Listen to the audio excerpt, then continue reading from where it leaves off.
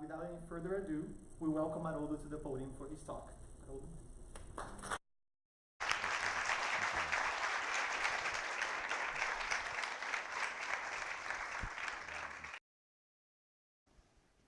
Caros amigos e amigas, uma boa noite para todos. Quero agradecer, na pessoa da Daniela, todos os trabalhadores aqui de Chicago, que mantêm acesa essa chama da doutrina espírita, proporcionando consolo e esclarecimento a todos os corações desta região dos Estados Unidos. Quero muito também agradecer à Federação Espírita Norte-Americana pelo convite, por ter proporcionado essa oportunidade de fazermos um roteiro aqui nos Estados Unidos, que se inicia em Chicago, prossegue para o Texas, em Austin, e depois segue adiante pela costa da Califórnia. Para mim é uma alegria muito grande poder compartilhar as luzes da doutrina espírita com todos vocês. Me sinto muito honrado com a presença de todos. Nosso tema é o Sermão do Monte. Vários historiadores do cristianismo e do Novo Testamento são unânimes de que Jesus repetiu o conteúdo do Sermão do Monte várias vezes. Aliás, eles chegam a dizer que o Sermão do Monte é uma compilação, uma coletânea feita pelo apóstolo Levi, também conhecido como Mateus, São Mateus. Ele teria, ao longo dos 3 anos em que acompanhou Jesus, feito anotações das falas, dos ensinamentos, das ideias principais de Jesus. E também precisamos concordar que ele esteve, sim, naquele monte, próximo à cidade de Cafarnaum, e conversou com muitos discípulos e seguidores da região a respeito dessas ideias principais do Evangelho. Nós poderíamos fazer uma comparação dos nossos dias. Aqui nos Estados Unidos e no Brasil também é comum que durante as campanhas eleitorais os candidatos percorram o país e o território anunciando a sua plataforma de governo, suas propostas futuras, sua visão do que esperam daquele país e do que pretendem realizar. O Espírito Emmanuel, pela psicografia de Francisco Cândido Xavier, afirma que o Sermão do Monte é a plataforma do Cristo. Nele, no Sermão do Monte, estão condensadas as propostas de transformação e renovação de todo um planeta. E falamos aqui, é claro, de uma perspectiva espiritual.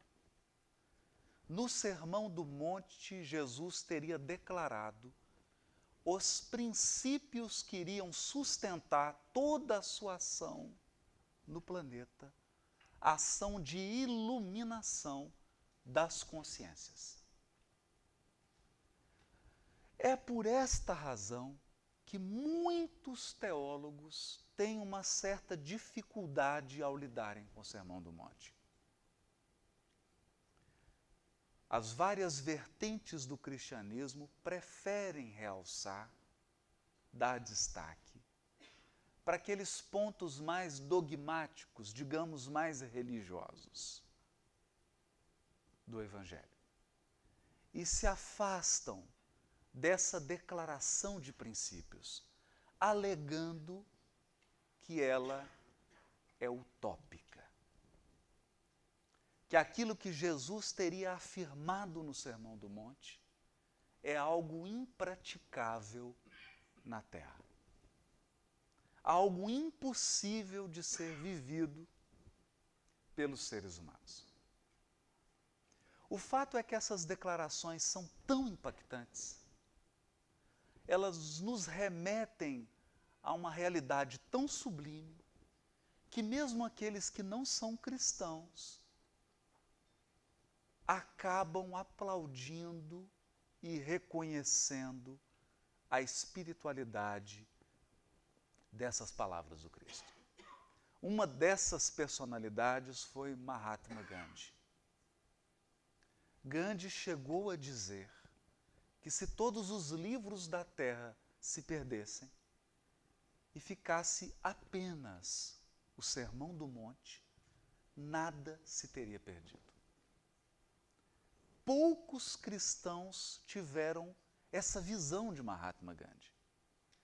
Poucos conseguiram perceber na fala de Jesus do Sermão do Monte a verdadeira essência do cristianismo.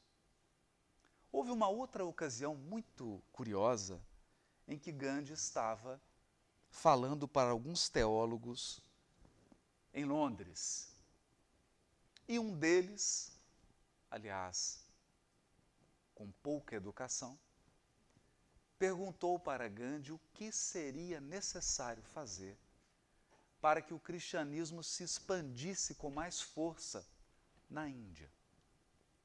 Uma pergunta provocativa, desnecessária, considerando que Gandhi não era cristão e que boa parte, a maioria esmagadora da população da Índia, não é cristã.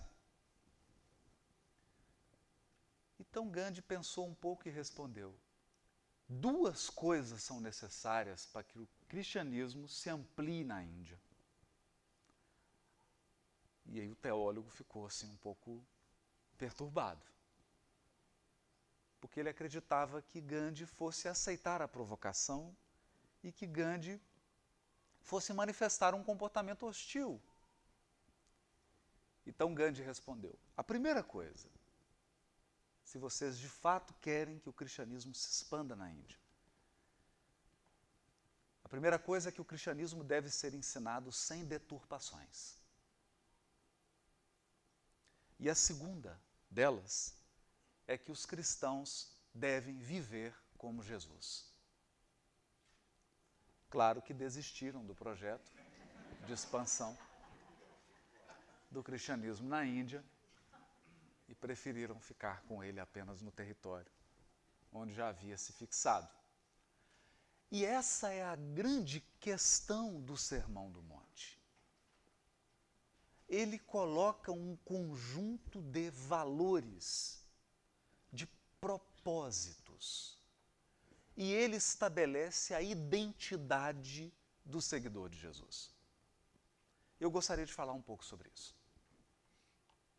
Identidade é algo muito importante, porque você nunca fará algo fora dos limites que você definiu como sendo a sua identidade. Nós agimos com base naquilo que acreditamos ser. Quando você define a si mesmo a partir de um conjunto de características, você age a partir dessa identidade. Eu vou dar alguns exemplos. Algumas religiões do orbe acreditam que é um valor, que é uma virtude, a violência. E ao se definirem, do ponto de vista religioso, como seres que usam a força física para imporem suas ideias, é claro que o comportamento dessas pessoas será marcado pela violência. Nós temos assistido, no mundo inteiro, a ações de pessoas dessa natureza. Eles ingressam em templos religiosos, matam, explodem, ferem em nome da sua fé. porque se definiram a partir dessa identidade. A violência e a força física é um valor para essas pessoas. É uma virtude a ser ensinada para as crianças. É um valor a ser cultivado na sociedade. Pois bem, no Sermão do Monte, se nós,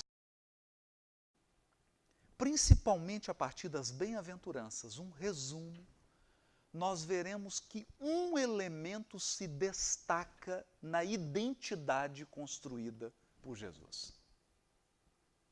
Esse elemento é a paz. A paz. A todo momento do discurso do Sermão do Monte, Jesus realça a paz. E um valor expresso por aqueles que cultivam a paz. Bem-aventurados os pacíficos, as pessoas que têm mansuetude, mansidão, e bem-aventurados os pacificadores, que são os ativistas da paz. O manso, a pessoa pacífica, é aquela que possui uma identidade da brandura e da paz. Seus hábitos de vida expressam paz. E interiormente ele irradia paz. O pacificador é um passo além do pacífico. Porque além de ter conquistado uma paz interior, o pacífico vive em meio aos conflitos. Ele vive no meio dos violentos, pacificando, conduzindo essas pessoas ao acordo, à solução humana, humanitária e pacífica. Eles são os ativistas da paz. E o interessante é que Jesus não define no Sermão do Monte como valor, como identidade, ser cristão. Esse é um ponto importante. Porque Jesus poderia ter dito assim: bem-aventurados os que me seguem. Não há essa bem-aventurança. Não há. Bem-aventurados são pessoas que exibem um rol, uma lista de virtudes. Isso é importante porque nós teremos uma outra situação muito bela e, ao mesmo tempo, aterrorizante. Em pleno apartheid, Mahatma Gandhi caminhava pela Índia e um soldado inglês o vê andando gratuitamente, sem nenhuma razão. Esse soldado se aproxima de Mahatma Gandhi e começa a agredi-lo fisicamente, com socos e chutes. Gandhi cai no chão, sem nenhuma reação. Nenhuma reação, nem física, nem verbal. Se levanta calmamente, o soldado, impressionado com aquela força e com aquela presença de espírito, não desiste. Volta a agredi-lo, a dar socos em grande e o derruba novamente.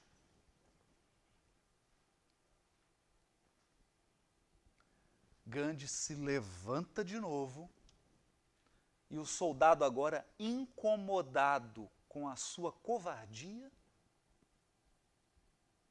incomodado com a sua violência, Porque a paz de Gandhi e a ação pacificadora de Gandhi colocava em evidência a brutalidade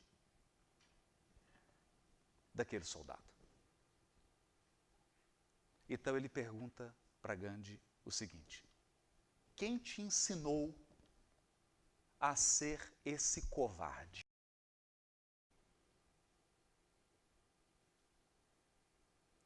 Gandhi olha para ele e aponta para uma corrente que o soldado tinha no pescoço. E diz para ele: quem me ensinou a ser assim é esse homem que está no crucifixo que você carrega no pescoço.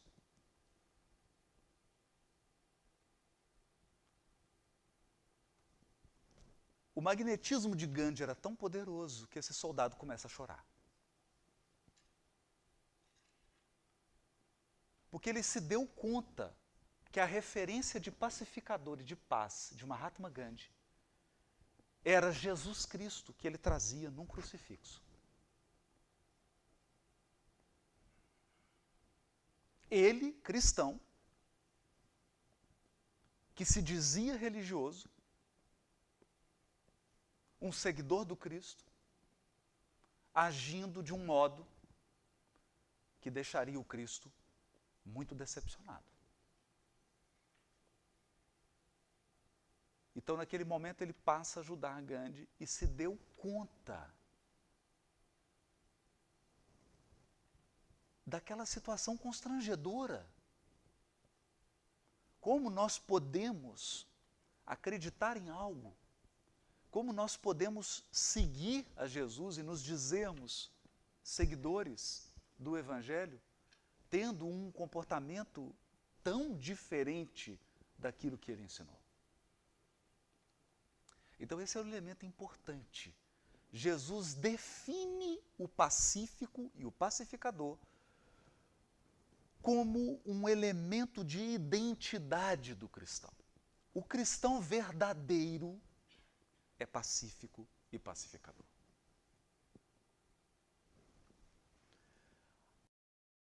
Os elementos, e nós gostaríamos de trabalhá-los. Outro elemento importante da identidade fixada por Jesus é a humildade. Mas aqui há muita confusão.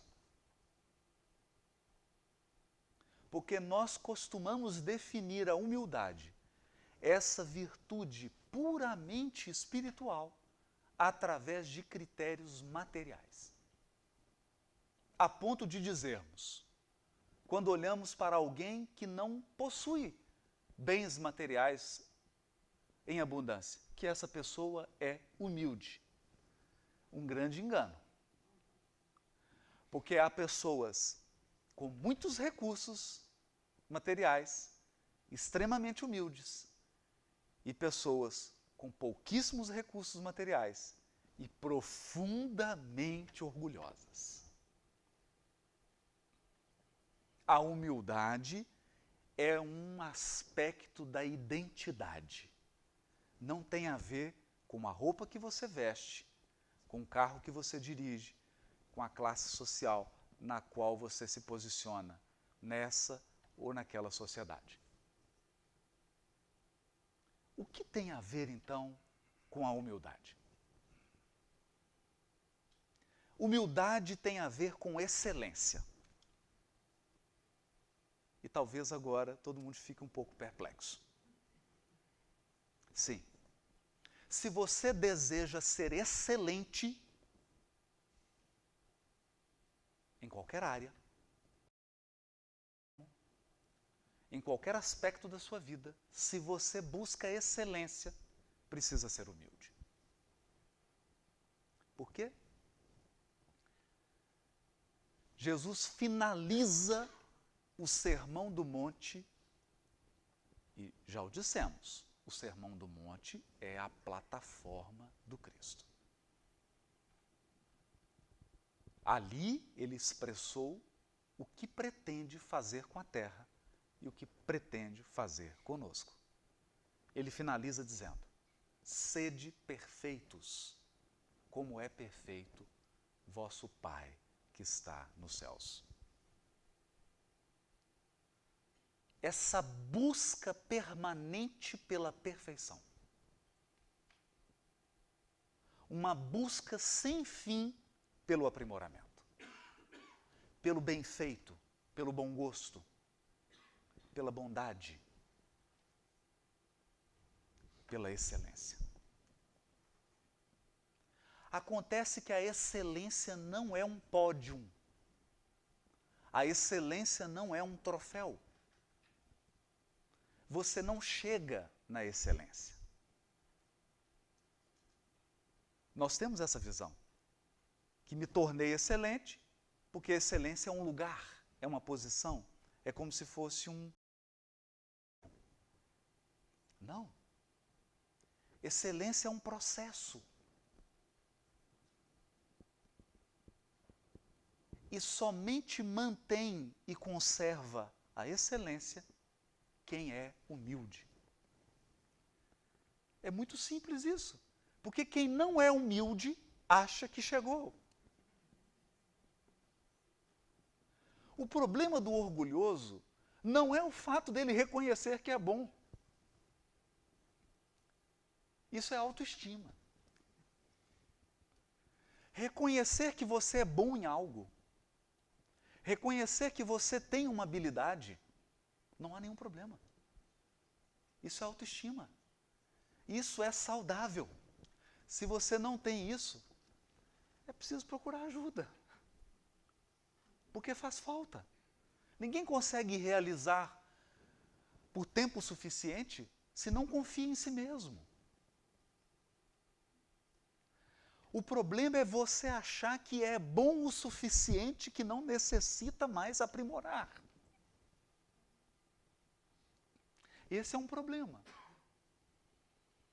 Por quê? Porque você para no tempo. Para no tempo. Então você era bom. Aí chegou a década de 70. Muitos eram bons nos anos 2000, 2005. Não são mais em 2019. E você pode ser excelente hoje em 2019. E uma tragédia em 2030. O que garante esse contínuo processo de aperfeiçoamento? A humildade. A humildade. Eu vou dar um exemplo contando uma história. Todos aqui sabem, eu espero que não seja um spoiler, que Sócrates morreu. Morreu envenenado, foi condenado a tomar um veneno, uma cicuta, sob a alegação judicial de que ele corrompia a juventude. Pode imaginar isso? Essas pessoas não tinham a mínima ideia do que aconteceria em 2019. Diziam que Sócrates corrompia a juventude. Então Sócrates chega no tribunal em Atenas e ele precisa fazer sua defesa. Nessa época, segundo a justiça ateniense, o próprio acusado tinha defesa pessoal. E Sócrates começa inusitadamente a sua defesa dizendo o seguinte: me dirigi ao oráculo de Delfos. O oráculo de Delfos, falando em linguagem moderna, é procurar um grupo espírita onde tem um médium. E quando Sócrates adentrou no templo em Delfos e conversou com uma pitonisa, uma médium, quando ele entra, as médiums se levantam e dizem assim: se curvem, porque acaba de entrar no templo de Delfos o homem mais sábio do mundo. Sócrates olhou.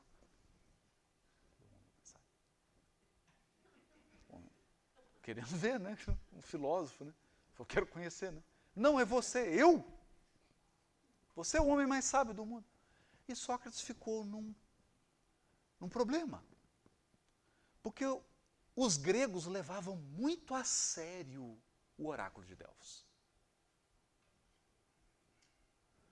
E realmente ele não acreditava que era o homem mais sábio da Grécia.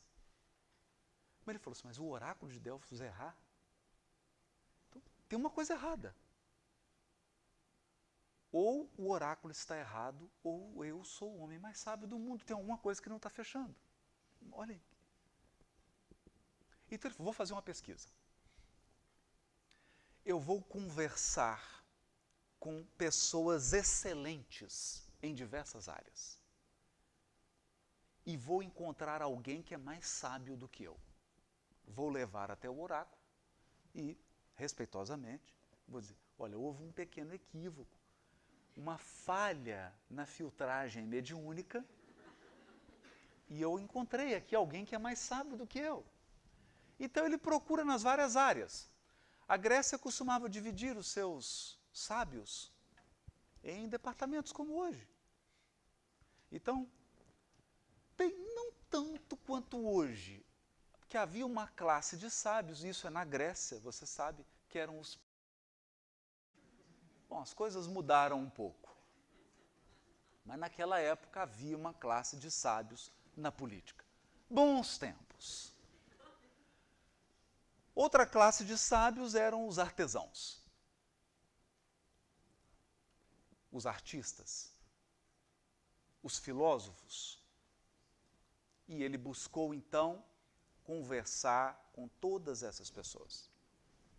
Foi conversar com um político, grandes políticos. Imaginem, Sócrates viveu no tempo do grande político grego, no século de Péricles, o grande estadista. E ele então conversou com esses homens. E ele percebeu um problema. Encontrou realmente políticos que eram extremamente habilidosos e conheciam muito da arte política. Mas pelo fato de serem muito bons em política, eles acreditavam ser bons em tudo. Entendam? Eles eram excelentes em política, mas em arte eles eram medíocres. Mas por serem bons em política, eles se achavam melhores do que todo mundo. Esse é um problema que nós não vivemos hoje com os políticos, sobretudo aqui na América do Norte. Mas conversou então com filósofos. E de fato, com grandes filósofos, que se julgavam, e de fato eram, pensadores extraordinários, homens e mulheres. Mas bons em filosofia. E eles se acreditavam bons em tudo. Depois de ter entrevistado todas essas pessoas, homens e mulheres das artes, do artesanato, da política, da filosofia, da literatura, da música, Sócrates chegou a uma conclusão. De fato, ele era o homem mais sábio do mundo. E ele afirma isso. Cheguei à conclusão que sou o homem mais sábio de Atenas. Porque eu sou o único que reconhece a minha própria ignorância. O que me torna o mais sábio. E onde ele profere, então, diante do tribunal de Atenas, a sua mais célebre frase. Que ele tinha certeza que a sua ignorância, ou que aquilo que ele ignorava, era surpreendentemente maior do que aquilo que ele sabia. Essa é a frase original. O que eu ignoro é muito, é descomunal, é gigantescamente maior do que aquilo que eu sei. Mas isso é diferente com algum outro ser humano. Não é. Porque nós não temos nenhum ser humano que seja extraordinário em todos os ramos do conhecimento. Não temos. Então você pode ser um médico, oncologista, o maior da América do Norte, e não saber tocar piano. E não saber nadar.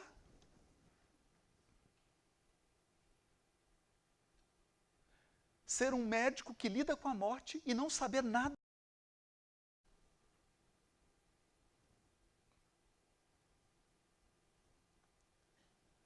Isso é tão importante e revela o valor da humildade. A humildade é uma abertura para o aprendizado e para o aprimoramento.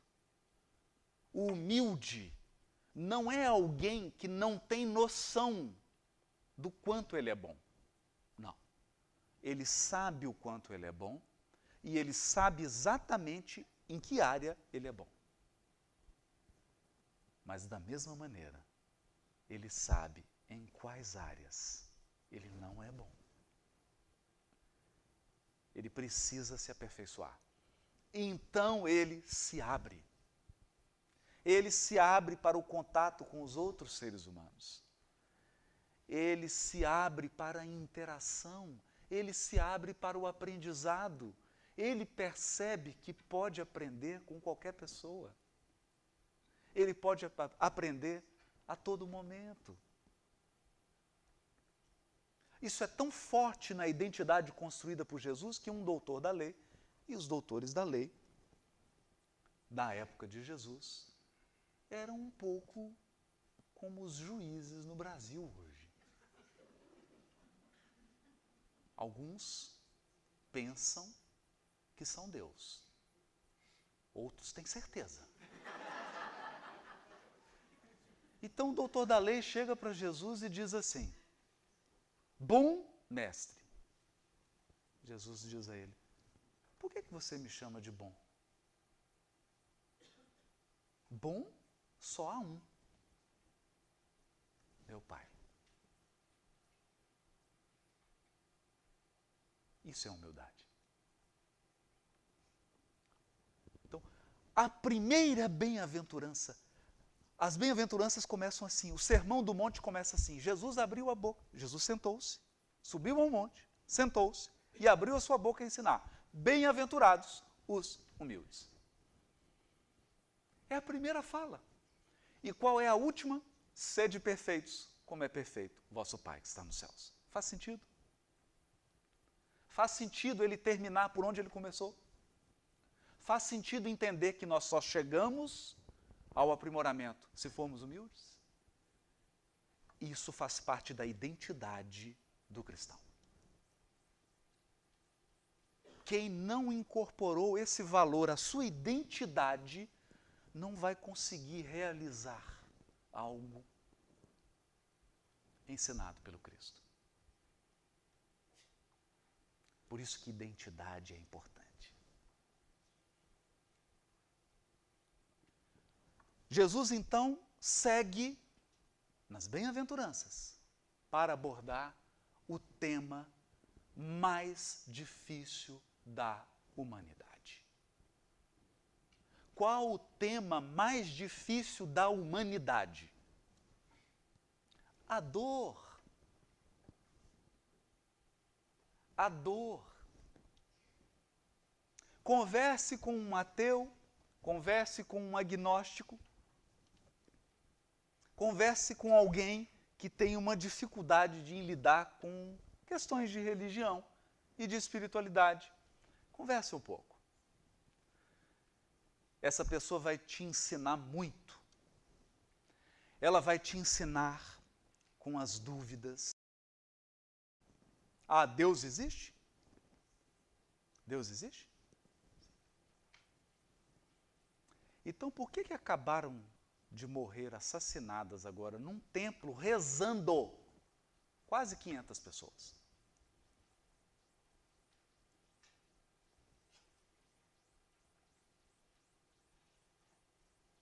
Você está dizendo que Deus é todo-poderoso, que Deus é sábio.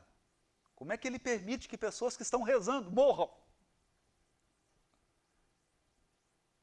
Deus é bom? Deus existe? Como que pode ter uma criança com 1 ano de idade com câncer terminal?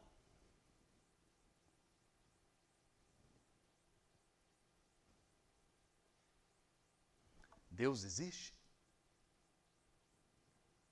Então por que os animais sofrem? Animal não tem karma.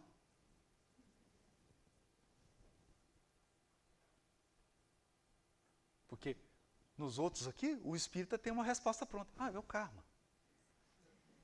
Então por que o cachorro vem com uma patinha com defeito?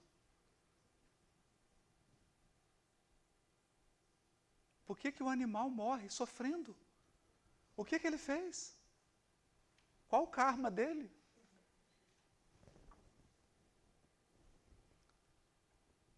Por que o gelo chega em Chicago e está aproximando? Está chegando. E mata pássaros que acabaram de construir seus ninhos. Por que a dor? Se existe Deus, por que existe dor? Por que o sofrimento?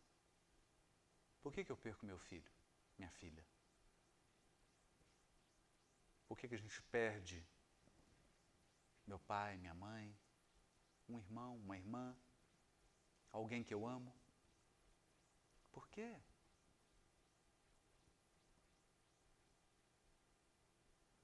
A dor é o desafio da humanidade. Então chega o Cristo e faz uma declaração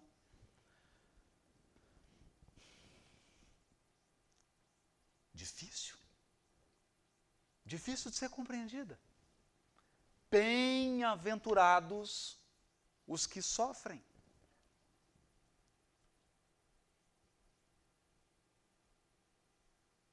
Bem-aventurados os que experimentam dor.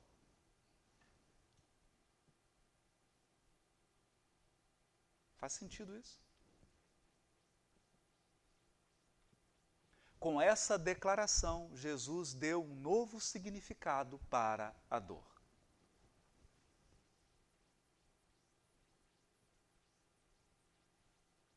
É claro que a maioria dos cristãos pula essa bem-aventurança. Pula.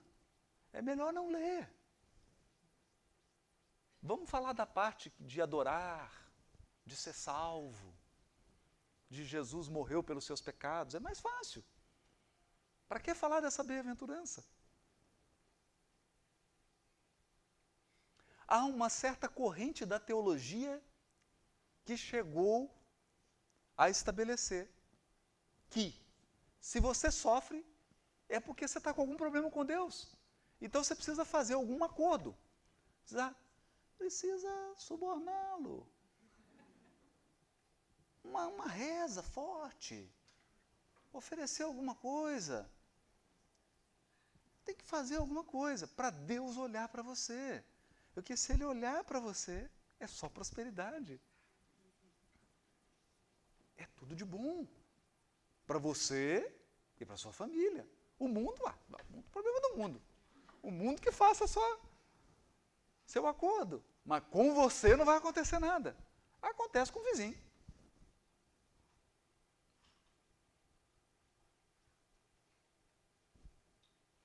E muitos alimentam essa fé que é uma barganha. O que eu tenho que fazer para Deus esquecer de mim quando Ele for distribuidor? Ele vai distribuidor, joga. Aí Ele esquece de mim, põe do lado assim. Não, esse aqui não, só para os outros.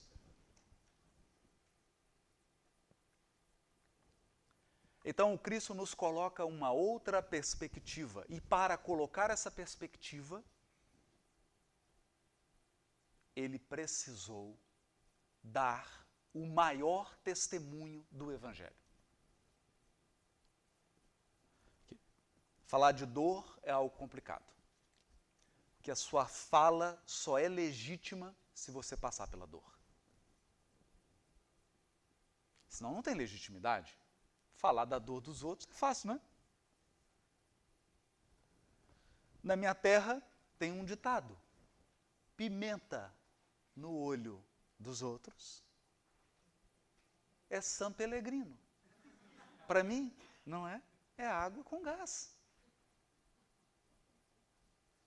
Saborizada. Lemon, né? Sparkling lemon.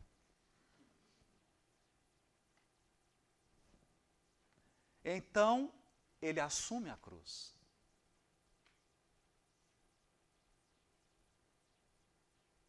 Ele assume a cruz. Ele aceita a crucificação. Para quê? Para validar o seu ensino sobre a dor. Mas não bastava ele morrer na cruz se não viesse o mais importante do ensino. Porque se o cristianismo tivesse terminado na cruz, não tinha cristão. Você quer isso? Sabe qual que é a sua religião? Religião, morrer sofrendo. Deus me livre. Você quer isso? Morrer sofrendo e aí? Não, não tem aí, é só sofrer. Então, o ensinamento que Jesus deu na cruz terminou no domingo de manhã, quando ele deu a prova da imortalidade da alma. Cristianismo sem imortalidade da alma são palavras bonitas jogadas ao vento. Não tem valor.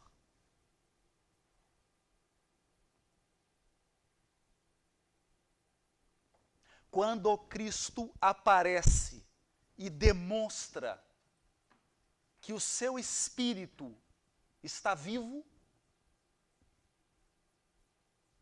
ele encerra o ensinamento sobre a dor. Dizendo: não é agradável, você não vai gostar, mas a dor é uma grande professora.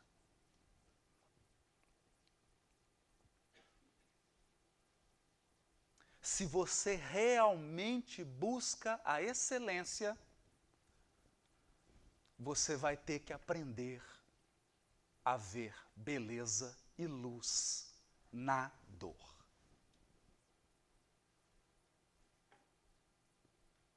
A dor torna os espíritos fortes. É por isso que não tem anjo de cristal.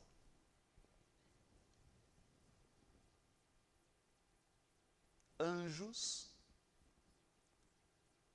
são feitos de diamante bruto. O limiar de dor de um anjo é algo que nos assusta.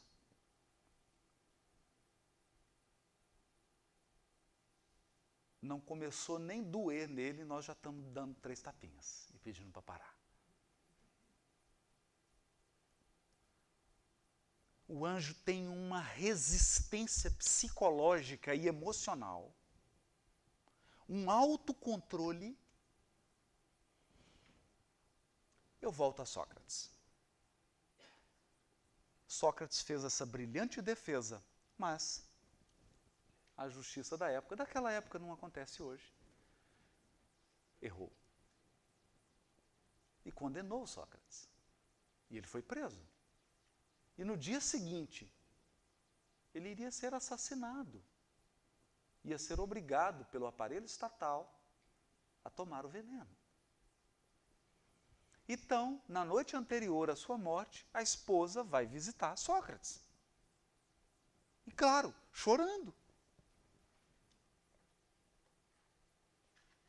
Na verdade, ela chega dando um escândalo. Ela estava desesperada. E ele pergunta: por que você chora? Parece pergunta de homem, estúpida. Né? Ela fala, por que eu choro? Você está preso. Não. Eu não estou preso. Estão presos os que me colocaram aqui.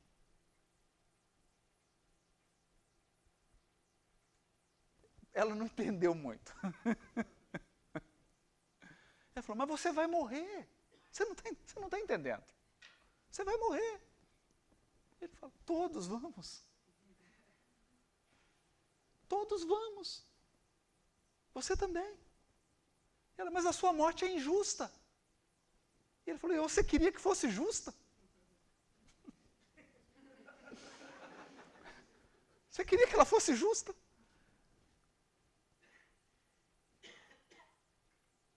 Então ali nós estávamos diante de um espírito preso, injustamente, depois de ter dedicado a sua vida ao bem, é verdade, às vésperas de ser assassinado numa condenação corrupta. E ele estava inalterável.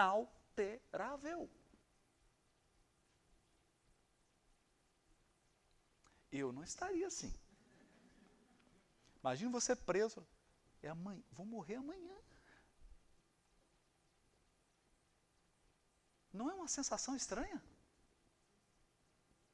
Ele estava no mais absoluto controle. Então nós estamos falando o quê? Quanto mais superior o espírito, maior o seu preparo para lidar com a dor. Bem-aventurados os que sofrem, porque eles serão consolados.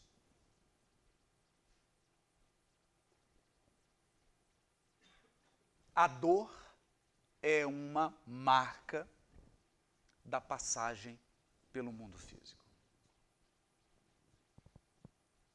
Querem ver? Você está lá no útero da sua mãe. Digamos que você tenha nascido em Chicago. Lá fora, 40 graus abaixo de zero. Dentro, uma banheira de hidromassagem. Aguinha quente. Não precisa aplicativo para pedir comida. Ela vem sem você pedir. E o melhor, vem dieta balanceada. Nem mais, nem menos. Você está protegido. Você não precisa nem respirar. Você não faz esforço, você não mastiga, não escova dente. De repente, uma mulher ou um homem que estudaram muitos anos para fazer isso, te tira lá de dentro, corta o cordão umbilical, enfia a mão na sua boca e você percebe que está em Chicago no inverno. E que vai experimentar muitos invernos em Chicago. Tem que respirar. E a partir de agora, ter fome é sentir dor. E você terá que comer.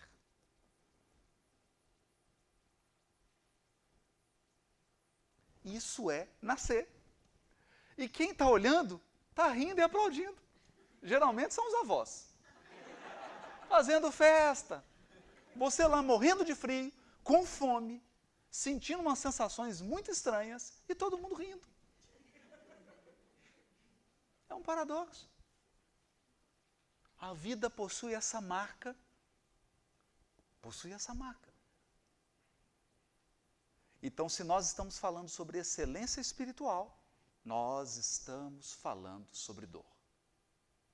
Porque é muito bonito você olhar para o Bolt, campeão dos 100 metros, e olhar para as marcas dele. Eu olhava na Olimpíada, a gente ficava no cronômetro, né? Ele vai bater, ele vai, não tem. E mal suspeitávamos das dores que ele sente. Por levar o organismo a esses níveis de excelência. Dói. Dói. Excelência dói.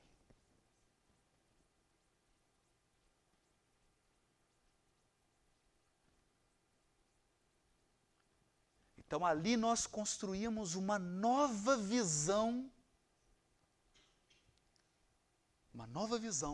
sobre o aprimoramento e a evolução espiritual.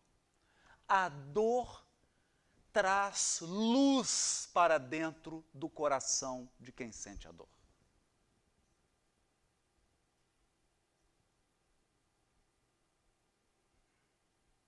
E se alguém me perguntar,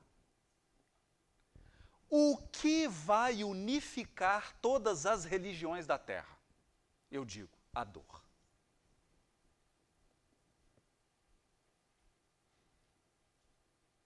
A dor.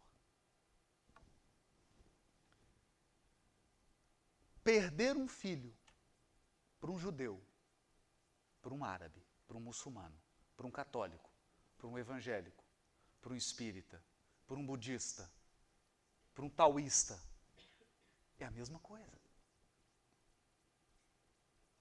A dor é a mesma. Essa mensagem está no Evangelho segundo o Espiritismo. A dor nos torna iguais. Iguais. Se você já teve cálculo renal ou infecção intestinal, você está me entendendo.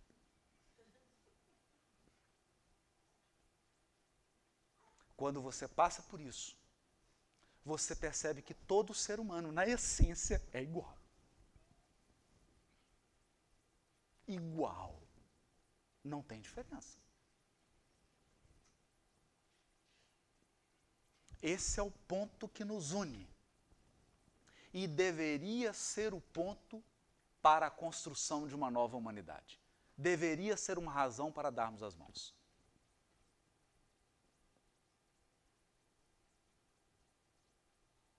É muito comum, às vezes, nós nos depararmos com certas perguntas. Mas como é que eu faço para divulgar o Espiritismo na América do Norte? Fala da dor. É por isso que o Espiritismo se chama Consolador Prometido. Você acha por que chama Consolador Prometido? Fala da dor.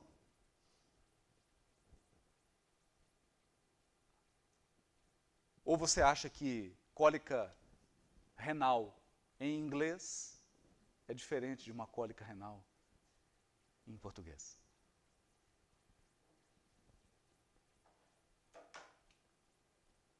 Não é? É a mesma dor. A dor é a mesma. Em qualquer latitude e em qualquer longitude, a dor é a mesma.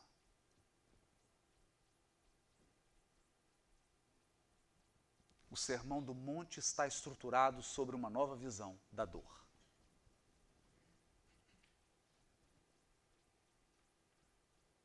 Está estruturado sobre uma nova visão sobre paz,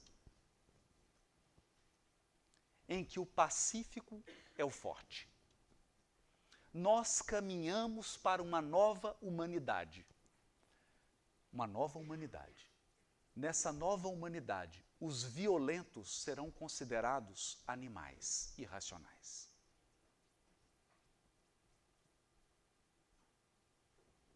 As pessoas violentas terão ONGs para tratar delas.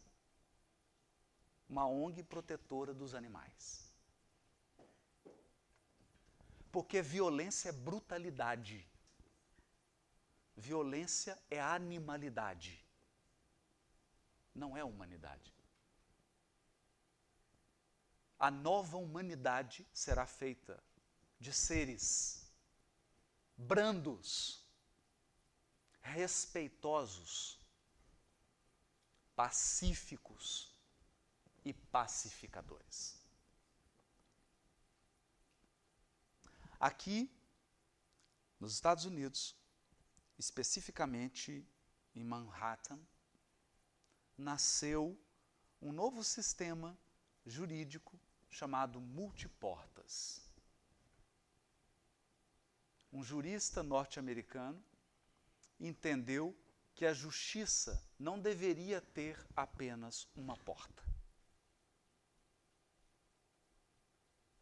O que ele dizia com isso? Até 20 anos atrás, para entrar na justiça, você tinha que brigar com alguém. Processar alguém. O processo é uma briga civilizada. Bom, quem não entendeu, depois pergunta para alguém que já divorciou. O processo é uma briga civilizada. Você contrata um profissional para brigar com você. Às vezes, as partes fazem as pazes e os advogados continuam brigando. Não é? Então era o litígio, era a única porta. Você tinha que arrumar um encrenca com alguém. Um processo. Ou um injury, né? Uma injúria. Tinha que ter um problema. E esse jurista norte-americano percebeu então que a justiça deveria ter outras portas. E se eu quisesse procurar a justiça para pacificar? Por que porta que eu entraria? E se você dissesse assim, eu tenho um problema com ele ou com ela, mas nós queremos resolver. O que eu faço? Ah, não é na justiça, procura outro lugar, vai num grupo espírita. Procura um oráculo, porque aqui na justiça são pessoas que estejam brigando. Então a justiça não tinha portas para acolher quem queria resolver o problema. Nasceu então a mediação. O pessoal de Wall Street é rápido em encontrar soluções. Então, a primeira solução foi econômica, mediação. Porque perceberam que brigar gasta muito dinheiro, dá prejuízo e não raro leva à falência.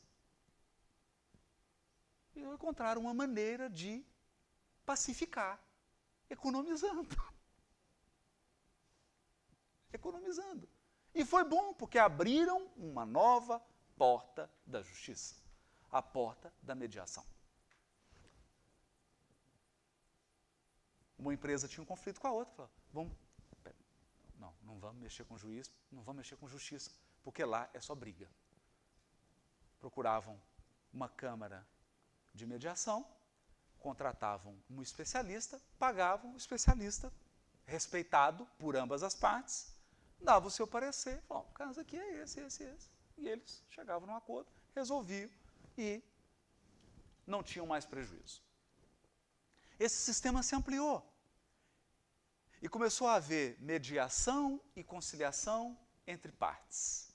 Hoje, nos Estados Unidos, e principalmente depois do prefeito de Nova York, ter diminuído os níveis de violência em Manhattan a parâmetros que chamou a atenção internacional, e hoje também no Brasil, a justiça tem várias portas. E acreditem, a porta da luta e do conflito está sendo cada vez mais desestimulada. Eu vou resumir, não é mais chique brigar.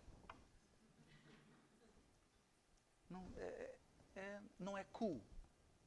Cool é conciliar. Então, o casal chega e fala, nós vamos divorciar, mas a gente quer divorciar cool.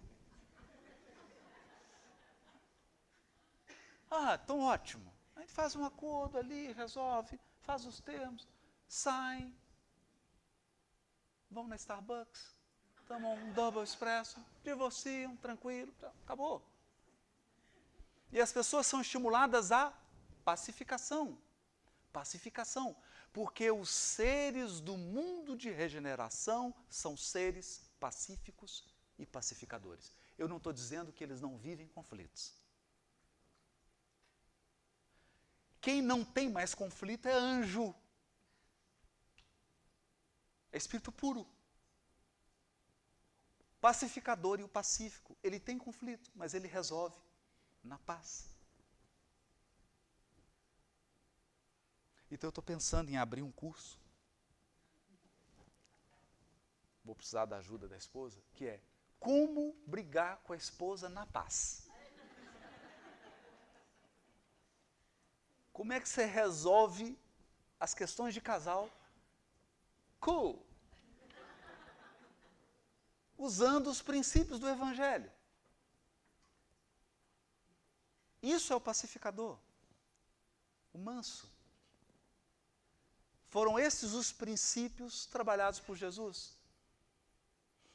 E ele termina as bem-aventuranças com: bem-aventurados os que têm fome e sede. Aí você fala: fome e sede? Fome eu estou. Daqui a pouco estarei com fome. E sede. Mas fome e sede de justiça.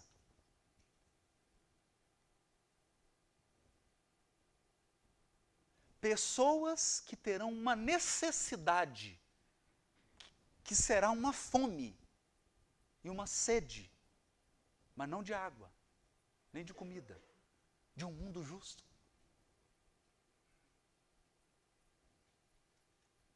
De um mundo justo. De um mundo onde as pessoas fazem as coisas certas. De um mundo onde as pessoas dizem as coisas certas. De um mundo onde as pessoas se comportam de uma maneira correta. E encerra as bem-aventuranças. E depois ele comenta. Todo o resto do Sermão do Monte é um comentário das bem-aventuranças. Viu? Então,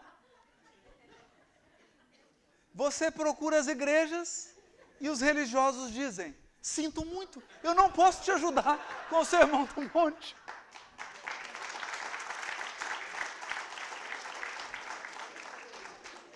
Porque as igrejas estão preparadas para te ensinar a orar, fazer uma barganha com Deus, te ensinar algum tipo de ritual, alguma regra que você tem que seguir, algum grupo que você tem que pertencer para você ir para o céu. Mas os templos religiosos não estão preparados para ensinar as pessoas a viver o Sermão da Montanha.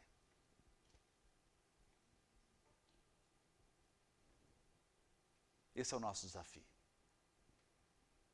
Esse é o nosso desafio. Viver o Sermão da Montanha. E Jesus dará muitas explicações sobre essas bem-aventuranças, mas uma me chama bastante atenção, que é quando ele vai explicar o ser pacífico, ser uma pessoa mansa, branda, pacífica, e você pergunta: e se me ferirem? E ele então dará a lição do perdão. Para nos mostrar que o perdão é tão diferente, que o perdão é um presente que você entrega para o outro, mas quem recebe é você. O perdão não corrige o outro. Ele simplesmente te liberta. Porque a pessoa que carrega mágoa e ressentimento, a mágoa e o ressentimento tira de você aquilo que a ofensa não conseguiu levar.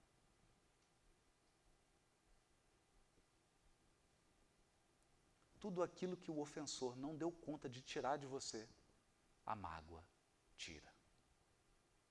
Corrói por dentro. E assim prossegue o Sermão do Monte, esperando por nós, porque, acreditem, o Sermão do Monte é a plataforma do Cristo. É o que ele fará com a terra e o que ele fará com cada um de nós. Muito obrigado. Vamos para o intervalo. Depois a gente volta para o Q&A.